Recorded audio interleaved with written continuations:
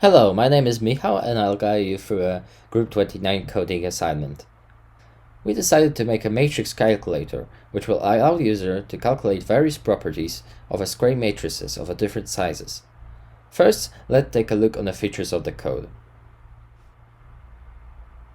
After running, the code prompts user on the console to input one of the items from an input menu.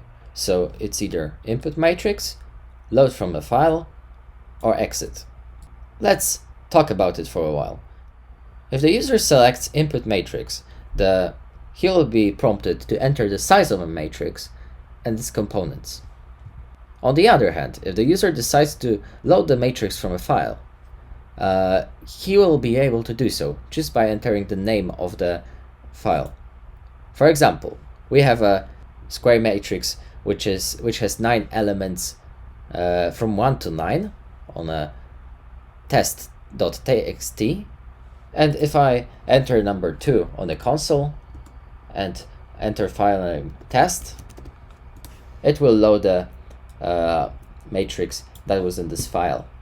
After inputting the matrix of a desired size and elements, user is transferred to the main menu, where he can choose to pick one of those operations to perform on the matrix. Starting from the top, he can choose to show the transposed matrix. The code can also check if the matrix is symmetrical. He can produce the minors of a matrix, as well as cofactors. It can calculate the determinant of a matrix, produce adjoint matrix from the cofactors. And probably its biggest strength is in calculating the inverse matrix, which is produced by dividing each element of adjoint matrix by a determinant of an original matrix. The code can also check if the matrix is singular. Other menu options include Calculate All, which displays all of the information about the given matrix, Save to a file, Return to Input, which will return the user to the input menu, and Exit. Let's try the same with the different matrix. This time, we can input the matrix ourselves, first entering the size and the values that we want to enter. And it prints out the matrix here. Let's then produce the inverse of this matrix. As we can see, the inverse is produced as a float numbers. And we can save the output matrix in a file. We have an option to don't save, and as well as the exit. If we pick the save to a file, we'll be prompted to pick the file name, and it will create the test file like one of those on the left. If we'll choose to not to save, then we'll be back in the main menu. If we'll choose to exit, the code will break from the loop. Let's save our inverse matrix to the file. Let's pick number 1, and let's enter the file name assignment. As you can see, the assignment.txt was created, in which the individual elements are the same as the inverse matrix that was here.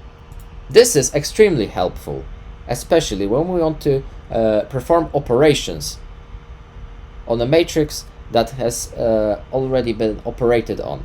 So, if we want to make a new operation on this inverse matrix, we just stop the code, run it again, and now we can output it by loading it again from the file assignment. And it's this property that provides this calculator with really good capabilities in terms of calculating matrices.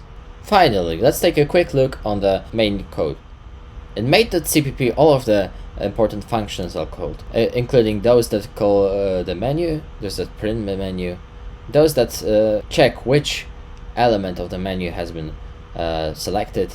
This also includes user input functions, main menu functions, and main menu items, and calling the individual main menu items operations.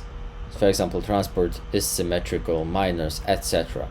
All of the additional .cpp files contain the definition of those functions, and the .h files contain the declaration of those functions.